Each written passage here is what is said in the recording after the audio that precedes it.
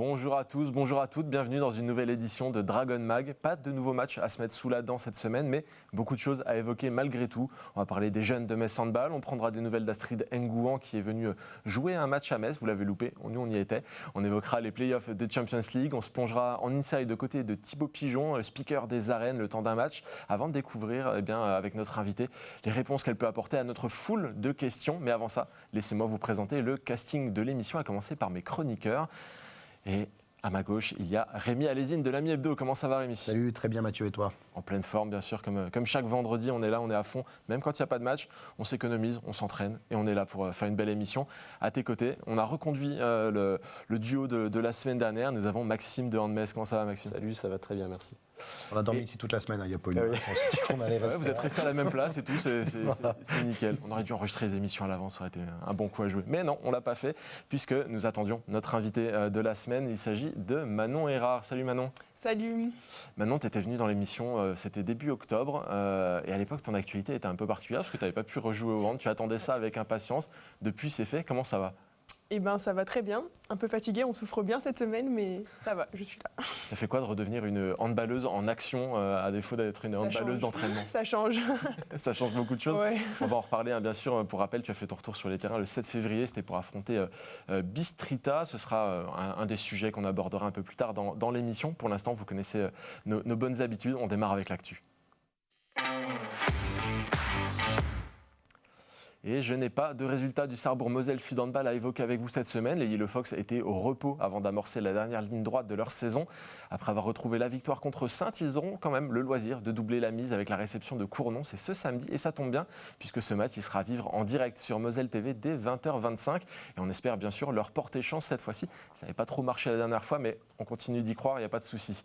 Même situation pour l'équipe masculine de Metz Handball qui n'avait pas de match de National 1 à jouer, mais qui reprend du service ce week-end. C'est face à Torcy. Mais en manque de hand, eh bien, personnellement, je suis allé jeter un œil à l'équipe moins de 18 championnat de France du club qui disputait un match face à l'Entente Sud 93. Les Jaunes et Bleus ne se sont pas rendus service en deuxième mi-temps avec beaucoup d'erreurs, mais à la fin, ils ont signé une victoire 33-32. C'est encore le plus important, même si ce n'est que d'un seul but. C'était le petit clin d'œil de la semaine. On avait l'occasion d'évoquer leur actualité. On l'a fait. Bravo pour ce résultat. On leur souhaite de continuer comme ça pour la suite de la saison. On passe chez les jeunes Dragons, une fois n'est pas coutume, c'est à une défaite que nous devons nous confronter. On s'était montré ambitieux la semaine dernière avec Nelia Goval qui nous disait toute l'envie de remporter le match contre Noisy-le-Grand. Eh bien, c'était cette équipe justement de Noisy qui est venue avec l'envie d'en découdre.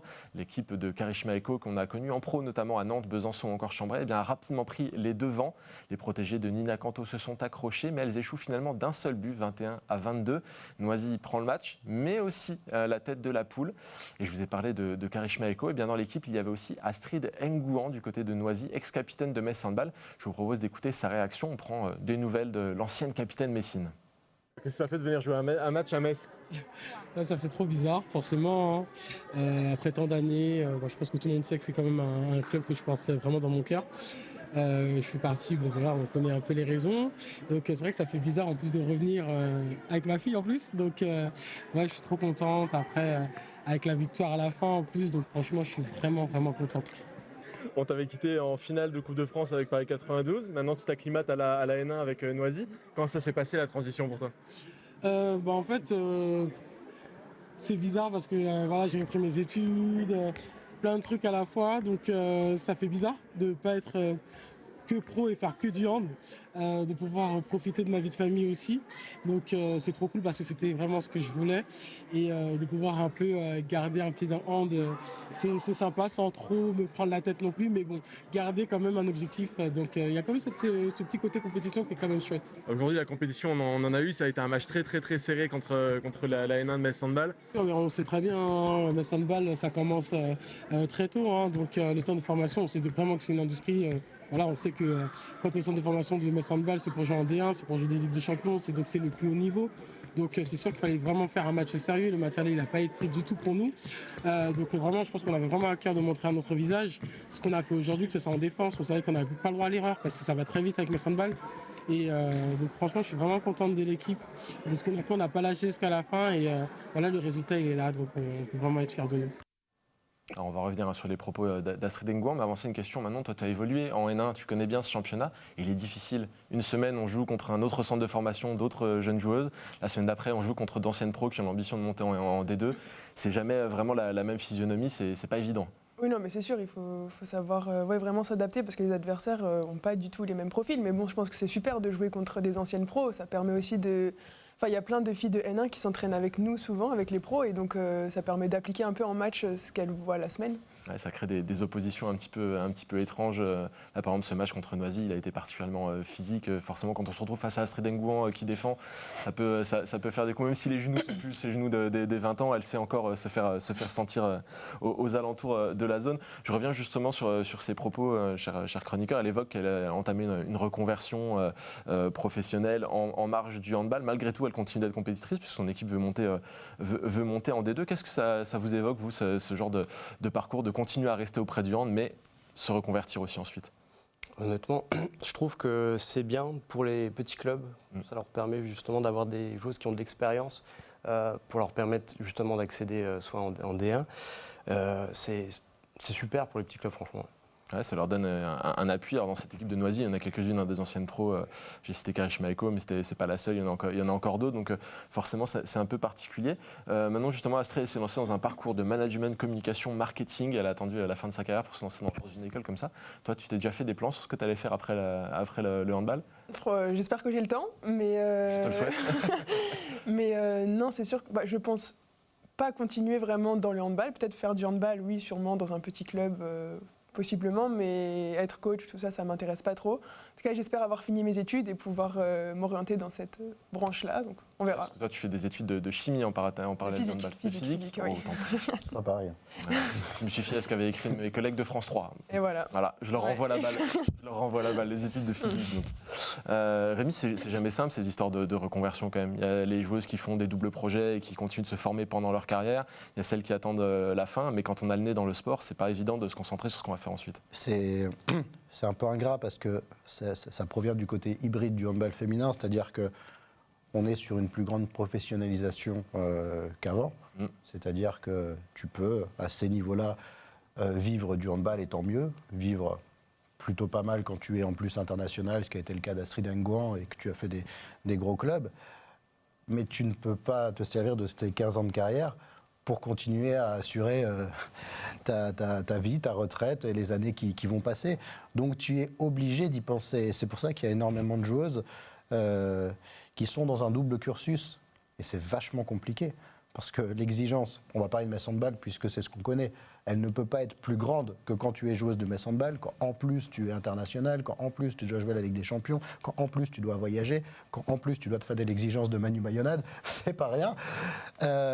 Et tu dois avoir un double projet. Il y en a qui ont abandonné. Il y a des joueuses qui étaient dans des cursus de kinésithérapie, je ne vais pas les nommer parce que vous n'avez peut-être pas envie Bien sûr. qu'on les cite, mais qui ont dû abandonner ce double cursus parce que c'était pas possible de rentrer de l'entraînement et de réviser et de passer des examens. Mais pour autant, c'est essentiel parce que à la fin de carrière, tu ne peux pas, il n'y a pas de place pour tout le monde. Toutes ne peuvent pas être consultantes sur des médias, toutes ne peuvent pas ou ne veulent pas rester dans le monde du handball et être dans un encadrement, une direction sportive. On a des exemples, hein, on en a plein. On a Nina Canto, voilà, regardons. Mais avant de se rebaigner dans le handball, Nina est quelqu'un qui a pris d'autres directions. Ouais. Voilà, elle a été voir un domaine qui n'est pas du tout le domaine du handball, elle a été dans le domaine de l'entreprise et après elle est revenue et elle est actuellement à la tête du meilleur centre de formation de France. Mais les profils, il y en a tellement qui sont différents et le côté ingrat, c'est que malheureusement tu es obligé d'y penser, je pense, dès le début de ta carrière. Oui. Parce que tu n'es pas à l'abri, je ne veux pas être oiseau de mauvais augure, mais de devoir arrêter le handball à 25 ou 26 ans parce que tu te blesses et parce que demain il faut penser à assurer. Donc c'est bien qu'il y ait des exemples et c'est bien que quelqu'un comme Astrid Nguyen va se balader en N1 et se confronter à de jeunes joueuses qui vont voir que cette joueuse-là, internationale, une des joueuses qui, à mon avis, une des joueuses les plus sous-cotées de ces 15 dernières années, parce qu'elle a presque tout gagné avec l'équipe de France, je crois qu'il lui manque le titre olympique. Championne du monde, championne d'Europe. Je crois qu'à Metz Handball, elle fait 3 années, dont 4 années, dont la fameuse saison avorté à cause du Covid, où je pense qu'avec la saison dernière, c'était la saison où Metz Handball avait le meilleur effectif. Et elle ne faisait pas tâche dans cet effectif. Elle était l'une des valeurs sûres de cette équipe-là. Donc, une joueuse qui a cette carrière-là, voir qu'elle est obligée, voir qu'elle assure la continuité avec son après-carrière en passant une formation, je pense que ça peut faire réfléchir pas mal de joueuses. Et on a vu aussi qu'elle entretenait sa vie de femme en parallèle de ça, puisqu'elle est devenue maman et que sa petite se baladait un peu partout dans le gymnase et a fait rire beaucoup de monde. Donc ça aussi, c'est bien de pouvoir concilier les deux, faire les déplacements en famille, ça aide à ce que les choses se passent bien. Changement total de sujet maintenant, et j'ai une question piège. Piège. Quel est ton rapport aux arbitres ? Je vous avoue que moi, je ne suis pas très physionomiste déjà, donc je ne reconnais pas les arbitres. Aïe, je peux comprendre. C'est un peu compliqué, mais c'est vrai que moi, je vois, oui, mais je ne réagis pas trop. Enfin, je ne suis pas de celles qui vont m'énerver contre les arbitres. Ouais, ils sont là, ils sont sur le terrain, ils ont un sifflet. Ils ont fait une erreur, ils ont fait une erreur, mais c'est sûr que parfois, c'est peut-être un petit peu rageant, mais ça reste très intériorisé chez moi. Tu vas comprendre pourquoi je pose cette question, parce que dans l'actu de cette semaine, il y a une joueuse qui a un rapport très particulier aux arbitres, c'est Laura Canor. Alors c'est le point Laura Canor, en ce moment on parle d'elle toutes les semaines, elle a une actualité florissante. Elle a entamé une sorte de reconversion aussi à sa manière, parce qu'elle continue d'être joueuse, etc. Mais elle a arbitré un match de National 2 le week-end dernier. C'était la première fois qu'elle arbitrait un match, elle continue de nous surprendre. Qu'est-ce que ça vous évoque, vous messieurs, de voir Laura Canor, joueuse en activité du BBH, qui joue la Ligue des Champions, etc., qui sort la tenue d'arbitre et le sifflet le week-end? C'est une super image. Moi, j'étais hyper enthousiaste quand j'ai vu ça. Alors, c'est certainement très formateur pour elle. Et peut-être qu'on parlait d'après-carrière, peut-être qu'elle va se reconvertir dans l'arbitrage. Je n'ai pas de nom en tête de joueuses qui l'ont fait, mais bon, ça peut exister. Dans le monde du foot, on a un ami de pro, M. Angoula, qui était... Mais je pense que ça peut... faire réfléchir aussi les supporters. J'aimerais bien que certains que je vois tous les week-ends aux arènes qui beuglent pour des décisions arbitrales qui sont complètement justifiées, mais seulement ne sont pas en faveur de leur club préféré, j'aimerais qu'eux, de temps en temps, mettent un maillot d'arbitre et aillent se confronter à la réalité du terrain. Je fais partie de temps en temps de ceux qui sont frustrés et qui râlent, mais je sais me tenir et je sais surtout respecter le travail de celles et ceux qui vont arbitrer un handball qui va de plus en plus vite, qui est hyper compliqué à arbitrer, et 90% de cas, ce sont des gens qui le font avec honnêteté et de manière plutôt régulière. Donc, celles et ceux qui garnissent, pas tous évidemment, mais l'infime partie qu'on entend beaucoup trop gueuler après les arbitres, souvent avec des noms qui sont pas très élégants, ferait bien de temps en temps de suivre l'exemple de Laura Canor, de mettre un maillot et d'aller voir à quel point il peut être compliqué d'arbitrer un match, même si ce sont des gamins, même si ce sont des catégories moindres que le handball de très haut niveau. Puis on va pas se mentir, les règles du handball ne sont pas si simples que ça. Elles sont souvent très incomprises. Beaucoup les connaissent pas. Bien sûr. Justement, dans l'article de Ouest France, Laura disait que son projet à l'origine, c'était d'arbitrer avec Orlan, de faire une doublette d'arbitre. Bon, pour l'instant, Orlan, elle est à l'étranger, donc c'est compliqué. Mais qu'est-ce que tu en penses, toi, Maxime? Tu la vois bien, la doublette Orlan et Laura Canor qui arbitrent des matchs, je sais pas moi, de D1 ou de Ligue des Champions? Ça serait chouette. Et puis, justement, comme disait Rémi, si jamais on se retrouve avec les deux sœurs Canor qui arbitrent à Metz, je ne sais pas si elles auraient le droit, par contre. Non, je pense qu'il y a quand même un lien fort avec le club. Tu n'es pas censé arbitrer dans ces cas. Ça aurait permis d'éviter un peu de râlage aux arènes. Peut-être. Mais bon, ça peut toujours être intéressant de voir en tout cas des professionnels ou anciennes professionnelles qui passent le pas et qui essayent de voir les choses de l'autre côté. Ça évite aussi peut-être, comme disait Rémi, des incompréhensions, etc. On termine notre séquence d'actu avec une citation d'une interview qu'a donnée Lilou Pinta. La question portait sur le moment qui lui a fait sentir qu'elle passait un cap dans sa carrière. Je cite, « Je pense qu'il y a eu plusieurs étapes dans ma carrière où j'ai senti que je passais un cap, mais le moment le plus marquant reste mon premier stage avec l'équipe de France. Ça m'a vraiment fait prendre conscience de la marche qu'il restait encore à franchir pour atteindre le plus haut niveau. » Manon, la question est la suivante. Est-ce que toi, il y a un moment dans ta carrière jusqu'ici où tu as senti un cap, un moment un peu précis comme ça où tu te dis « Ok, je suis passé dans autre chose ». Eh ben, je dirais l'année dernière, en fait, en montant avec les pros, je me suis dit « Waouh, ok, faut travailler maintenant parce que vraiment c'est une marche énorme et quand on regarde les filles les plus expérimentées, on se dit waouh, pour aller jusque là, c'est vraiment c'est dingue. Et donc oui, je pense que c'est ce moment-là qui m'a fait un peu switcher où je passe d'un monde pas professionnel, en tout cas quand on est au centre de formation, ça reste quand même, on est encore au lycée, c'est un peu différent à un monde un peu plus professionnel où là, ok, il y a une marche. C'est sérieux, il y a un emploi du temps, il y a des entraînements, il y a des choses très... Il y a beaucoup de joueuses qui arrivent à Metz Handball et qui disent le premier entraînement à Metz Handball avec 2 internationales à chaque poste, c'est quelque chose qui peut être très effrayant au départ. Oui, je peux le comprendre. Je pense que pour avoir assisté à quelques entraînements, je peux le comprendre et je me mets à la place des joueuses, et notamment Lilou Pinta qui va aussi découvrir ça. Peut-être ça va être un nouveau cap dans sa carrière, le moment où elle va arriver à Metz Handball. Ce sera l'année prochaine en tout cas, donc on suivra ça. Si jamais vous voulez lire l'interview en entier, parce que c'était qu'un mince extrait, c'est une interview qu'elle a donnée en intégralité sur les réseaux de l'agence Rise Up, qui est notamment pilotée par Siraba Dembélé, ce qui là aussi nous donne un autre exemple de reconversion de grandes joueuses qui font autre chose ensuite. On clôt la séquence d'actu et on se dirige vers les terrains. On l'a déjà dit à plusieurs reprises, mais Handball s'est offert le luxe de regarder les playoffs depuis le canapé. En attendant le quart de finale de Champions League, il y a eu 4 matchs le week-end dernier. On va en parler un petit peu en commençant par regarder les résultats. Ça nous donne tout de suite une vision plus claire. Il y a les Croates de Podravka qui sont largement inclinés face à la Team Esbjerg. Debrecen a livré bataille face à Odense, mais les Hongrois s'inclinent malgré tout de 5 buts. Dortmund n'a pas fait valoir l'avantage du domicile avec une défaite de 6 buts face à Ferencváros. Et enfin, il y a tout de même un match serré, c'est celui entre ICAST et Gloria Bistrita. C'est ICAST qui s'en sort avec un tout petit but de retard, ce qui laisse présager un match retour intéressant. Et les matchs retour se joueront bien sûr ce week-end et ça nous donnera le tableau définitif des quarts de finale qui sont déjà en train de se dessiner. Messieurs, sur ce premier round, on peut dire qu'il y a eu une logique qui a été quand même respectée sur les affrontements. Les favoris ont remporté leur match. Oui, je pense qu'on aurait pu deviner les résultats, même si ça reste un sport et qu'il peut tout arriver. Tout est possible. Ça nous donne un peu une image du coup de ce que va représenter les quarts de finale qui vont être fortement très intéressants à mon avis. Ouais. Rémi, qu'est-ce que tu en penses toi ? Les quarts de finale ont l'air alléchants, mais il faut encore faire le match retour dans ces rencontres. Oui, on est bien placé pour savoir qu'il faut toujours faire le match retour voilà. avant de se projeter. On va pas recommencer. Mais le verre à moitié vide, effectivement, c'est que l'intérêt de ce match retour est moindre. Ouais.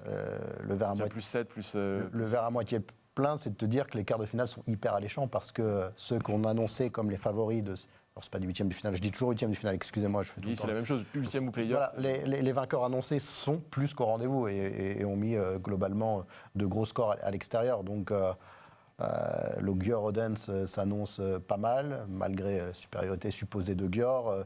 Le CSM Esbjerg, voilà, on va être content de le regarder. Ouais. Et le Metz Handball FTC ne va pas être une promenade de santé. Voilà. D'autant que FTC a pu compter sur le retour d'une des meilleures gardiennes de l'histoire du handball. à mon sens, je le dis sans parti pris. Laura Gloser, et ça sera... Bon, très honnêtement, je ne vais pas faire semblant de croire à un renversement de situation de la part de Dortmund. S'il arrive, vous me repasserez la vidéo et je ferai mon mea culpa. Mais ça va être un sacré quart de finale et il est loin d'être gagné. Justement, revenons-y sur ce match entre Dortmund et Ferencváros. C'est celui qui nous intéresse le plus. Je vous raconte un petit peu le récit de la rencontre. Les Hongroises ont fait la course en tête. Elles ont construit une avance assez progressivement. Malgré tout, il y a eu un retour des Allemandes à 21 partout à la 45e minute, ce qui aurait pu laisser penser à une fin de match serrée. Mais les coéquipières de Petra Simon ont fini en force, notamment en s'appuyant sur Laura Gloser dont tu parlais, qui a fait quelques arrêts. Elle est, je crois, à 46% en étant entrée en jeu en cours de route. Donc ça donne un ton assez particulier. Maxime, est-ce que toi, comme Rémi, tu ne vois pas forcément Dortmund revenir au match retour ? Non, clairement pas. Surtout quand on voit la FTC qui, de plus en plus, enfin, je veux dire, année après année, commence à monter les échelons. Bon, ça commence à faire un certain moment même, d'ailleurs. Surtout qu'ils ont énormément de stars aussi dans l'équipe et des joueuses hongroises qui jouent en équipe... Même des jeunes. J'ai cité Petra Simon notamment, qui est encore une très jeune joueuse, mais qui est en train vraiment de monter en puissance. Oui, c'est clair. Et alors que Dortmund, il y a un peu moins de stars, on va dire. On a Alina Grisel qu'on connaît très bien. Alina Grisel, qui a fait un 1/6 sur ce match, donc forcément, ça ne donne pas la bonne tendance. Bon, on n'est pas sur le même standing quand même. Enfin, on peut chercher. Petra Simon, c'est plus une espoir. C'est une joueuse de calibre mondial. C'est une des meilleures du monde actuellement. On n'est plus comme il y a 2 ans face à la pépite dont on espérait qu'elle devienne une cadre. Elle l'est. On voit que c'est elle qui tire toute cette équipe vers le haut. Et toute cette équipe, enfin, je veux dire, elle n'est pas toute seule. De l'autre côté, oui, Alina Grisel, on la cite parce qu'on la connaît, qu'on a une petite affection pour elle. Mais on n'est pas sur une joueuse de ce calibre-là, malgré toute l'affection qu'on lui porte. Voilà. Donc vous voyez la différence entre les 2 équipes. Elle s'est vue sur ce match aller. C'est pour ça que j'ai finalement peu d'espoir pour les Allemandes pour le retour. Ouais, Manon, j'imagine que tu as jeté un œil attentif à cette rencontre-là, puisque forcément l'équipe qui en sortira vainqueur affrontera Metz Handball. Qu'est-ce que tu en as pensé?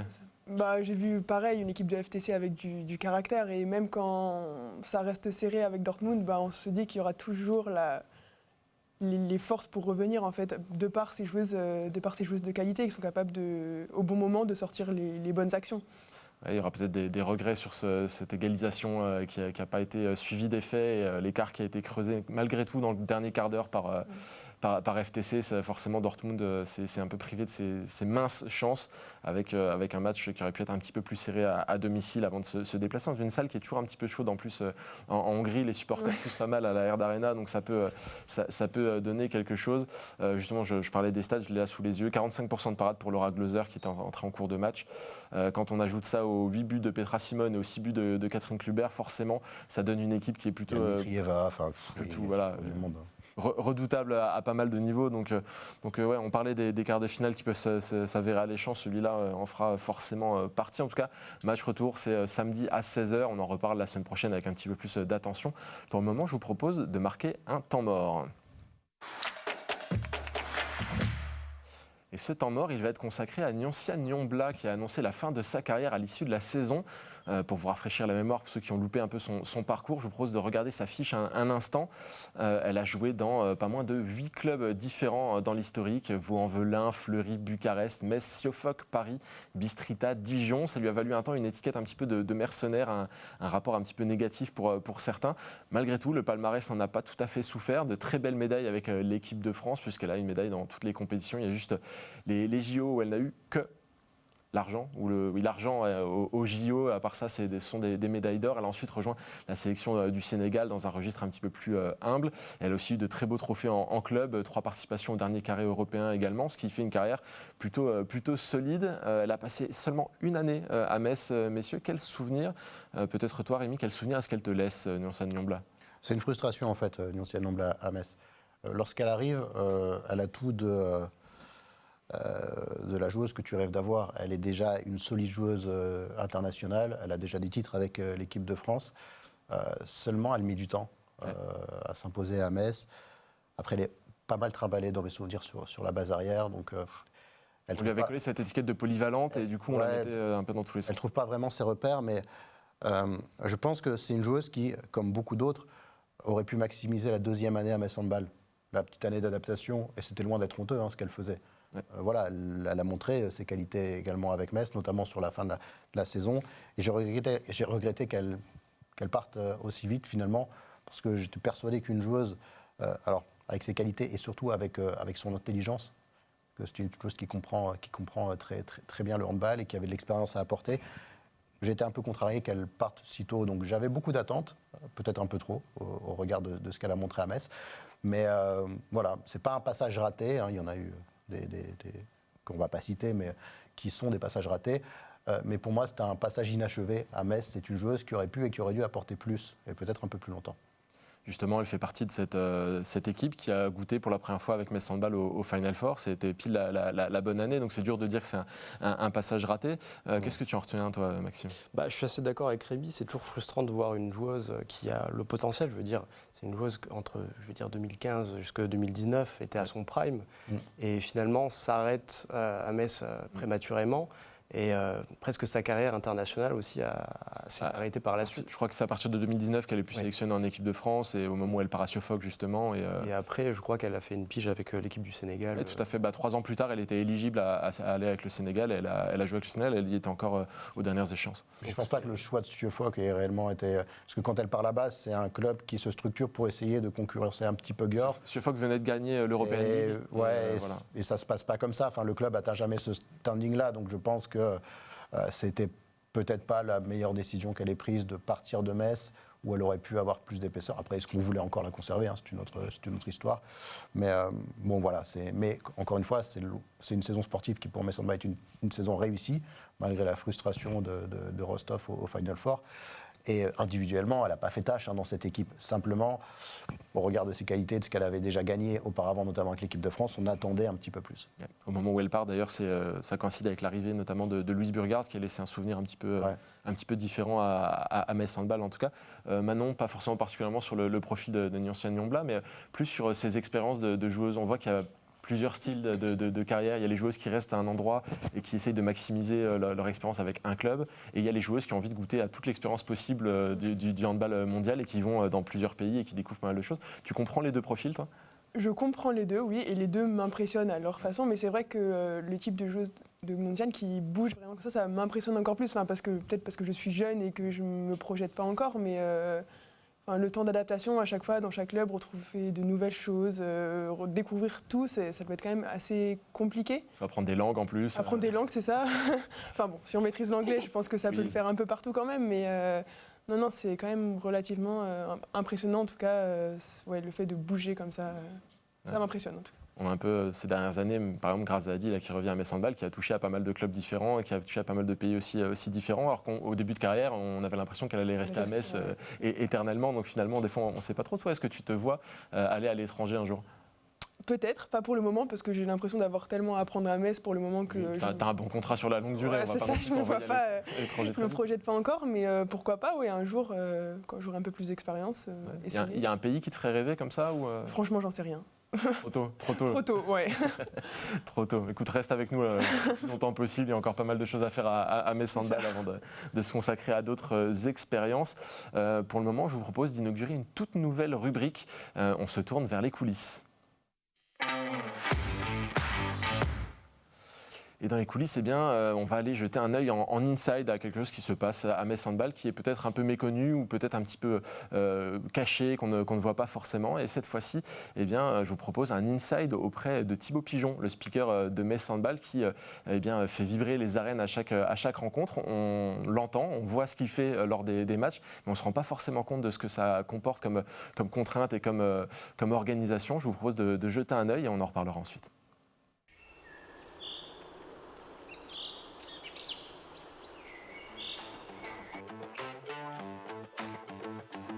Bonjour. 1, 2, test. Si on l'allume, c'est mieux. 1, 2, test. Là, on est bien. Thibaut, on a un peu plus de 2 heures du coup d'envoi, à peu près. C'est quoi le cahier des charges pour toi à ce moment-là ? On t'a vu discuter avec pas mal de personnes, la responsable des Pom Pom Girls, etc. Il y a eu des tests, comment ça se passe ? Ouais, du coup c'est un peu ça. Quand j'arrive, j'aime bien saluer tout le monde parce que tu as l'impression de retrouver un petit peu les membres de la famille. Finalement, c'est assez sympa. Et puis oui, après c'est pas vraiment des rituels, plutôt du timing. Quand j'arrive, j'installe le matériel, être sûr que tout fonctionne, le son, la sono, la tablette pour envoyer les jingles pendant le match, l'ordinateur pour la musique qui est en train de tourner actuellement. Et puis je teste le micro, je teste mon retour aussi, comme ça on est fin prêt. Là on va être comme tu as dit, on est à peu près à 2 heures du match, je vais pas tarder à aller me changer, ouverture des portes pour que je sois prêt à l'ouverture à H-1h30 et puis c'est parti après.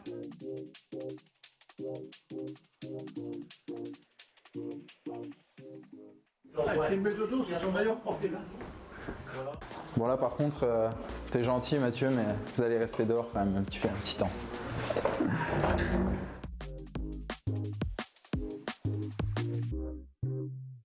Pour l'instant, pas grand monde, on espère que ça va se remplir rapidement. Après on est à H-1, c'est normal, les gens profitent un petit peu, il fait pas trop moche dehors, je pense qu'ils profitent du parc de la Seille, ça va pas tarder à rentrer en espérant qu'il y aura une belle affluence, mais pas trop de doute là-dessus. Je dis la parole tout de suite au président qui a un message pour vous.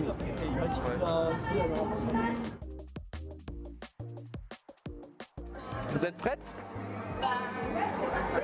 Allez, mesdames et messieurs, après la présentation de l'équipe adverse, place à votre équipe. Elles arrivent, emmenées par la capitaine Chloé Valentini. Mesdames et messieurs, du bruit pour vos Dragons de Metz Handball.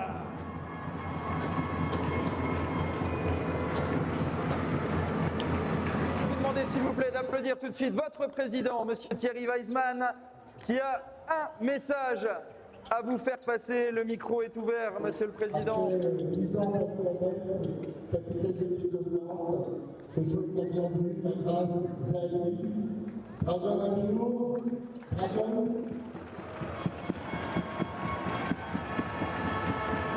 Vous le voyez, mesdames et messieurs, elle portera le numéro 77. Une ovation encore une. Grace Zahedi.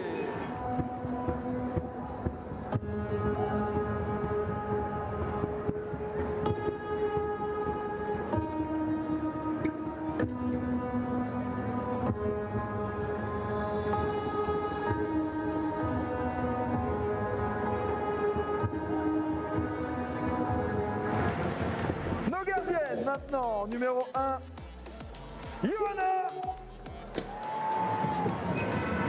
Numéro 10, Suzanne. Allez, c'est parti, le tambour.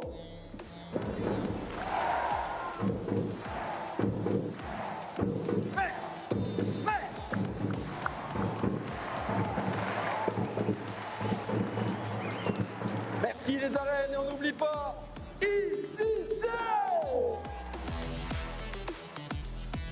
Allez, transformé par notre numéro 27, Sarah.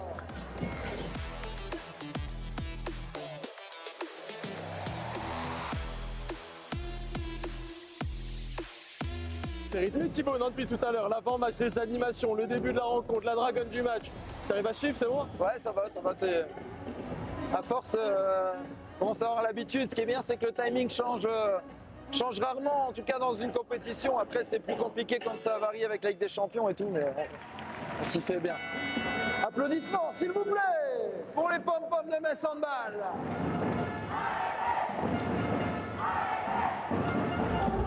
Allez, place à l'animation de la mi-temps qui est en train de se mettre en place, mesdames et messieurs. On s'échauffe actuellement les poignets avec Dragonette et vous allez voir, elles vont en avoir besoin. C'est le parcours, passer dans la porte, passer par-dessus le step.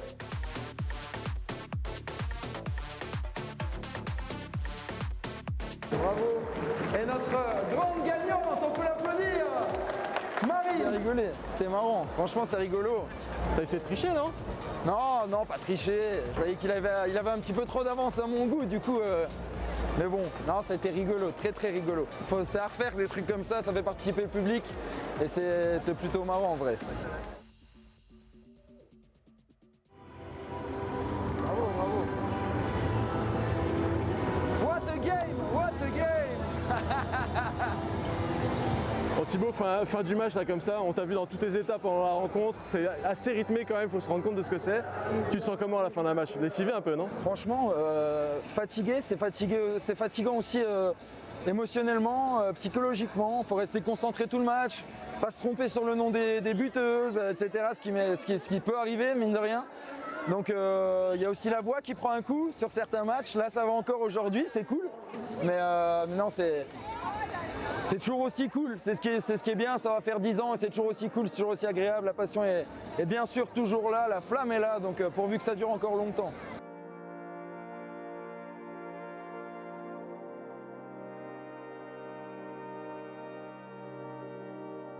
Voilà, fini. Bon allez, cette fois tu as le droit de rentrer. Ça fera 10 ans au mois de mai. J'avais commencé sur une demi-finale de play-off. À l'époque, il y avait encore les play-offs contre Nice, je m'en rappelle. Comment on commence, je l'ai déjà dit, complètement par hasard. J'étais en visite au siège du club à rue des Mirabelles. Et la salariée de l'époque, Estelle Vaugin, que je salue, faisait une tête un petit peu bizarre. Moi, j'y étais en tant qu'agent du département parce qu'on devait récupérer de la billetterie pour le match à suivre et elle faisait vraiment une tête, elle n'avait pas l'air en forme. On dit bah, qu'est-ce qui va pas? Elle dit oh, on cherche un speaker et Cyrielle, ma collègue qui était avec moi, dit bah lui. Et là, je dis moi. C'est parti comme ça. J'ai dit au final, j'ai dit ouais pourquoi pas.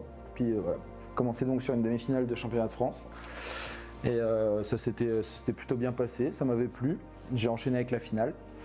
Ça plaisait aussi ce que je faisais à Karine Séché à l'époque, vice-présidente, qui s'occupait de tout ça.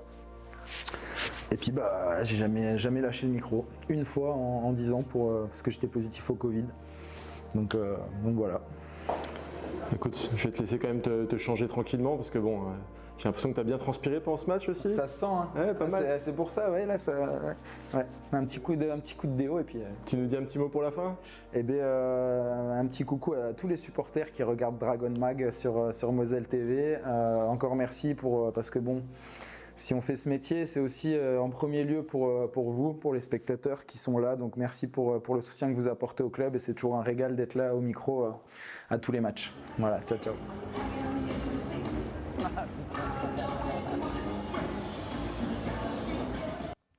Et un grand merci à Clément Dumais qui s'est chargé du montage de cette vidéo. Je ne m'en serais pas sorti, j'avais 1 milliard de choses enregistrées.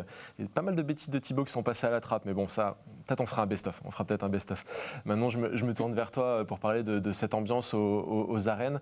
C'est vrai qu'elle est assez exceptionnelle. On ne la retrouve pas dans toutes les salles, cette ambiance-là. Ah oui, c'est sûr, non, mais c'est génial ce qu'il arrive à faire, même sur des matchs des fois du mercredi où il n'y a pas grand monde, il arrive quand même à faire participer le public, il y a de l'ambiance et nous, ça se ressent, même si c'est pas plein, et donc c'est dingue, et même tout le travail qu'il produit à côté, on se rend pas forcément compte quand on est là, on a l'impression peut-être juste qu'il vient pendant le match, et après hop, reparti. Donc, il est là avant vous aux arènes, on l'a vu plus de 2 heures avant, il est déjà présent, c'est aussi un vrai investissement de sa part. Ouais, c'est dingue.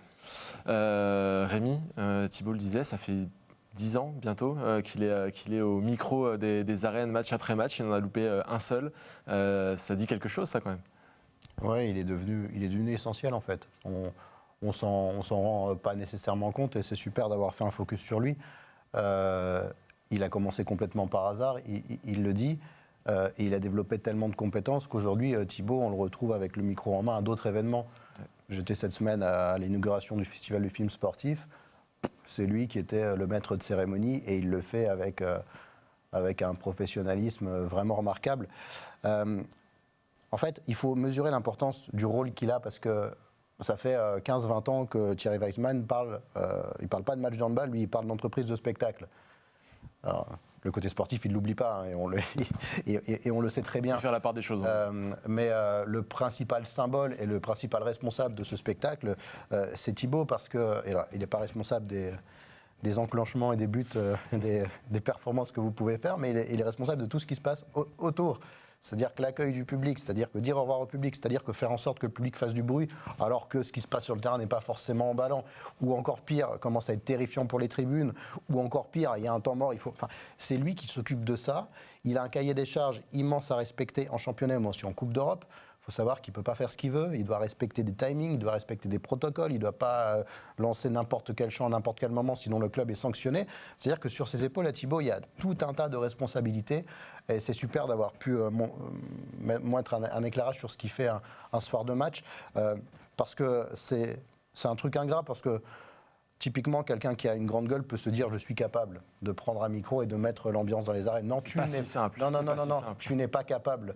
La grande chance de Metz Handball est que le micro soit arrivé par hasard entre les mains de Thibaut et que Thibaut ait eu les compétences, les qualités pour assurer. Alors, dès le début, je ne me souviens plus forcément de sa première prestation contre Nice, mais moi, je sais que quand je vais aux arènes, il n'y aura aucun faux pas dans l'animation du match parce que ce gars-là est devenu un vrai pro.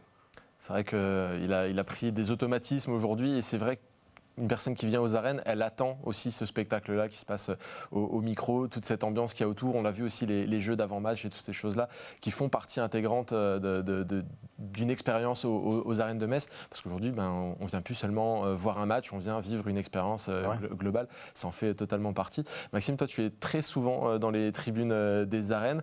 On le sait, il y a plusieurs clubs de supporters différents, etc. C'est pas toujours très simple d'harmoniser toutes ces choses-là. Mais malgré tout, on peut le dire, on a quand même une excellente ambiance dans cette salle. Oui, alors je pense que c'est la particularité des arènes aussi, qu'on n'entend pas forcément les mêmes choses aux mêmes endroits. Oui. C'est pour ça que effectivement les COP n'arrivent pas forcément à se coordonner. Ceci dit, très clairement, Thibaut, c'est un peu l'image qu'on voit tout le temps aux arènes. Il représente vraiment... oui, c'est vrai, c'est ça, c'est une image en fait. Et On a de la chance il n'habite pas là-bas, il n'y dort pas, bien sûr, il a une vraie vie en dehors. Après, on a la chance d'avoir quelqu'un qui est très passionné de ce qu'il fait. Rien que de dire les noms des joueuses adverses qui ne sont pas forcément faciles à dire. Ouais. Ça nous arrive très souvent d'ailleurs de se tromper sur Moi, j'en le plateau. écorche, mais à culpa, je le dis, j'en écorche malheureusement, et c'est un vrai travail d'aller Voilà, chercher. après Rémi a fait un très bon résumé. C'est beaucoup de travail en fait en amont et on a vraiment beaucoup de chance de l'avoir ici à Metz. Ouais. J'ai une autre question pour toi, Manon, justement. Toi qui es passé de la N1, du gymnase du Technopole, où l'ambiance est super, hein, Ouais, mais c'est mais- pas la même chose. Passer aux arènes avec une ambiance qui est folle comme ça doit déstabiliser aussi en tant que joueuse, ou est-ce qu'on arrive quand même à bien séparer au début les choses? Ouais, je pense qu'au début, ça fait un peu bizarre. Après, on apprend à plus écouter, je sais pas, À rester vraiment à rester focus, focus sur le match. Mais c'est vrai qu'au début, c'est un peu bizarre quand même. Ouais. Surtout qu'au Technopole, les tribunes sont en l'air, quoi, donc on les voit pas forcément dans le champ de vision. Là, aux arènes, on tourne la tête, il y a du public partout. S'il y a des personnes qui veulent comparer, il suffit de regarder les matchs qui sont passés lors du Covid, Ouais. tout simplement, où c'était silence radio, on se croirait dans un gymnase d'école finalement, on entend juste les résonne pas. un petit peu. Hein, À titre personnel, j'ai bien aimé les matchs de période du Covid, parce qu'on entendait tout justement, on avait toutes les consignes. Donc d'un point de vue tactique, c'était super intéressant. Mais Mais il faut aussi avoir à l'esprit que les arènes ne s'animent pas toutes seules. C'est-à-dire qu'il y a des gens qui viennent au match de handball sans avoir envie de chanter, d'autres qui ont envie de chanter des chansons qui ne sont pas forcément celles qu'ont envie de chanter les gens qui sont en face. Et lui, son rôle, c'est d'essayer d'harmoniser tout ça. Donc c'est dire qu'il est essentiel. S'il n'est pas là, on va avoir des applaudissements, mais on ne va pas forcément avoir une grosse cohérence en termes d'ambiance aux arènes. Donc le rôle du speaker, il est hyper important. Et à titre de comparaison, ceux qui étaient au match de l'équipe de France il y a quelques semaines, l'ambiance a mis du temps, beaucoup de temps à s'installer. C'était très calme parce que c'était pas le même type de speaker que ce que peut faire Thibaut. Il n'y avait pas forcément les copes autour qui faisaient le travail. C'était beaucoup. Voilà, il a fallu que des personnes dans le public prennent un petit peu les choses en main et lancent des chants et des ambiances. Mais on se rend vite compte que si on n'a pas Thibaut dans les arènes, ça peut vite sonner creux. Donc voilà, on est content de l'avoir. On lui souhaite encore au moins 10 ans avec ce micro entre les mains. Voilà, c'était un inside. On pourra en faire plein d'autres. On aura peut-être l'occasion d'en faire d'autres cette saison ou la prochaine, parce qu'il y a plein de choses qui se passent dans les coulisses de Metz Handball avant les matchs, autour des matchs, et c'est intéressant de les voir et de comprendre comment fonctionne un club de sport comme celui-ci. Mais pour le moment, on va passer à notre dernière partie d'émission, ce sont les jets de 7 mètres. Et maintenant, tu le sais, cette partie des jets de 7 mètres, elle t'est consacrée. C'est la partie un peu questions-réponses. On a plein de choses à te demander. Et je le disais la dernière fois, on t'avait parlé un petit peu de tout sauf de handball, puisque tu n'étais pas sur les terrains à ce moment-là. Et justement, tu as fait ton retour en action il y a quelques temps. Comment est-ce que tu as vécu ces premiers matchs que tu as joués? Moi, j'ai le souvenir de ton sourire après le premier but que tu as marqué après ton retour. Ça signifiait quand même quelque chose. Oui, c'est sûr que c'est quand même stressant de revenir en plein milieu de saison alors que tout est fait déjà, le projet de jeu est là. Moi après, j'ai la chance au moins d'être ailière, donc je ne suis pas non plus au cœur du projet de jeu, je ne suis pas une demi-centre, quoi. Mais ouais, ça fait vraiment bizarre. En plus, en fait, je me sentais comme l'année dernière à mon premier match, vraiment rentrer dans les arènes, tout ça, le public. Un peu de trac? Un peu, oui, un peu beaucoup même, mais... Mais non, c'était chouette. Et oui, contente d'avoir marqué mon premier but, enfin de ne pas le commencer sur un échec en tout cas, donc c'était chouette. Et voilà, ouais, ça fait bizarre de reprendre. Ouais, dans l'image que je garde, c'est aussi les coéquipières qui t'ont acclamé au moment de ce premier but. On sent qu'il y avait forcément quelque chose, et ça dit aussi quelque chose d'assez large sur l'esprit d'équipe, etc. Il y a un moment où, justement, dans ton absence de terrain, tu as douté de ta capacité à revenir à un très bon niveau comme ça? Oui, c'est sûr, oui, parce que en fait, j'ai jamais été arrêtée aussi longtemps. Enfin là, 5 mois, un peu plus, c'était beaucoup. Finalement, c'est l'équivalent d'une grosse blessure, une joueuse. C'est ça, qui se mais fait j'ai croiser jamais plus. eu ça. Voilà, c'est ça, j'ai jamais eu ça, donc je savais pas trop comment j'allais revenir. Et au début, en fait, ma reprise, oui, c'était dur. Et même là encore, c'est dur parce qu'il y a plein d'automatismes, d'habitudes à reprendre. Enfin, c'est plein de doutes. Et peut-être que je doute plus encore depuis que j'ai repris qu'avant ma reprise. Enfin, je vois tout le travail qu'il y a à refaire.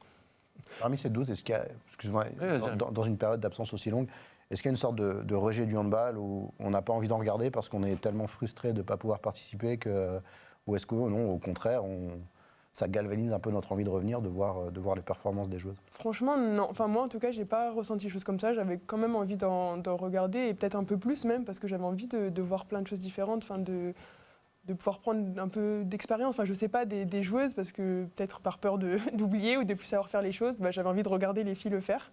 Je sais pas. Maxime, hors antenne, avant l'émission, tu nous disais que Manon approchait de son 100e but et il faut donc qu'elle en mette une vingtaine, c'est ça, au prochain match pour atteindre la barre tout de suite? C'est exactement ça. Ouais, bon, c'est sûr que Il y a des charges un peu compliquées. Là, quand même. si elle prend la place de Sarah au pivot, peut-être. Une vingtaine, il faut y aller. Et ben moi, on ne verra pas. J'ai joué un peu le jeu, j'ai demandé aux supporters de te poser des questions sur le forum de Handmetz. Quel est ton sentiment sur la reconstitution d'une bonne partie du groupe de championnes du monde U20 l'année prochaine, avec notamment l'arrivée de Lilou Pinta? Bah, franchement, c'est cool parce qu'on sait quand même jouer ensemble. Enfin, on a partagé un bon bout d'aventure ensemble. Donc, c'est chouette. Et je pense que pour elle, c'est trop bien parce que ça va lui permettre de progresser. Mais ensemble, on va pouvoir monter, je pense, et apporter à l'équipe. Donc, moi, je suis plutôt contente, moi, qu'elle rejoigne Metz. Championne du monde du vin, on va en avoir quelques-unes, c'est vrai, dans l'effectif de Metz Handball. Donc ça nous présage de bonnes choses, des médailles d'or, on en prend tout le temps, nous, il n'y a pas de souci. Et justement, tu vas pouvoir croiser certaines de ces joueuses au prochain rassemblement de l'équipe de France, parce que tu as été appelé à nouveau par Sébastien Gardiou pour un rassemblement. Ça aussi, c'est une excellente nouvelle sur les étapes à franchir quand on fait un retour au handball et à la compétition. D'être appelé en équipe de France, ça dit quelque chose. C'est ça, oui, je suis très contente. Après, je suis assez lucide quand même. Je l'avais déjà dit dans une interview, mais je ne me sens pas forcément prête là à donner ce que j'ai pu donner avant ou le meilleur de moi-même. Mais en tout cas, je vais faire ce que je peux et c'est très cool qu'il me refasse confiance là maintenant. Après, on sait que sur les matchs à venir, il n'y a pas de gros enjeux, mais quand même, ça reste l'équipe de France et il faut montrer une bonne image de soi. Donc. Justement, c'est ça qui est intéressant aussi. C'est une équipe de France qui est remaniée, très, très jeune, avec beaucoup de cadres qui sont absentes. C'est aussi l'occasion de prendre du temps de jeu en bleu et de te sentir peut-être un peu plus à ta place avec ces compétitions. Non? Oui, c'est sûr, non, mais exactement, c'est ça. Mais c'est une question pour Manon. Par rapport à l'expérience qu'on peut tirer, je te pose la question parce que la saison dernière, on a vu Alison Pinault, Cléopâtre Darleux faire une saison avec Metz. Là, on voit Grace Zahadi qui revient. Ce sont des joueuses qui ont des années d'expérience, qui ont gagné à peu près tout ce qu'on peut gagner en termes de handball. Comment tu arrives à manger leur expérience et à manger ce qu'elles ont vécu? Est-ce qu'il y a une grosse dimension de partage? Est-ce qu'il y a une grosse dimension de questionnement? Ou est-ce que finalement l'engouement d'une saison et les échéances qui sont toujours très courtes entre les matchs font qu'on n'a pas trop le temps de se préoccuper de tout ça? Je pense qu'il y a une grosse dimension de partage, mais rien que aux entraînements sur le terrain en fait. Je sais pas moi si on vient fermer alors qu'il fallait pas. Il y a forcément des échanges à ce moment-là et rien que là-dedans, il y a beaucoup de prise d'expérience. Je sais pas comment. Oui, naturellement, elles ont une voix qui porte plus pour tout ce qui est tactique ou quoi. Au regard de ce qu'elles ont vécu, Exactement. Et le conseil directement, on l'absorbe. Forcément. Alors oui, peut-être qu'à côté aussi, il y a pas mal aussi il faut qu'il y ait pas mal d'échanges. Mais vraiment, le plus gros de l'expérience, je pense qu'elle se prend pendant les entraînements sur le terrain. Non, plus récemment, là, cette semaine, à l'entraînement, il s'est passé un truc que je n'ai pas tout à fait compris. Vous avez fait une séance de méditation, respiration? Oui, c'est ça, une séance de respiration, oui. Bon, c'est un peu fait piéger. Je me suis fait piéger, mais... Qu'est-ce qui s'est passé? Vous voulez vraiment savoir? Bien sûr, on veut tout savoir. On parlait des coulisses de Metz Handball, ça en fait partie. On nous a fait croire avec Suzanne qu'il fallait pendant la respiration, qu'on lève les bras et qu'on les descende. Sauf qu'en fait, c'était pas du tout ça l'exercice. Donc nous, on s'est planté devant, on a commencé à faire ça et les joueuses ont arrêté derrière. Et donc on était là. Mais bon, il y a quelques qu'on voit faire ça quand même. Nous, on est très sérieuses. Et... Sur la photo, on peut donner les noms, il n'y a pas de souci.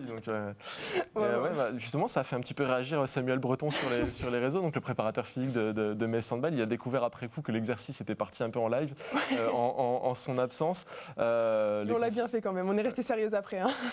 On voit que lui, ça l'a fait réagir et il ne s'attendait pas du tout à avoir ça. Il en a fait une série de stories sur les réseaux.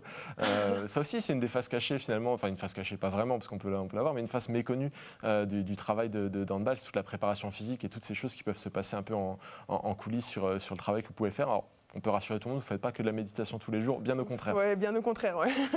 Non, on travaille bien.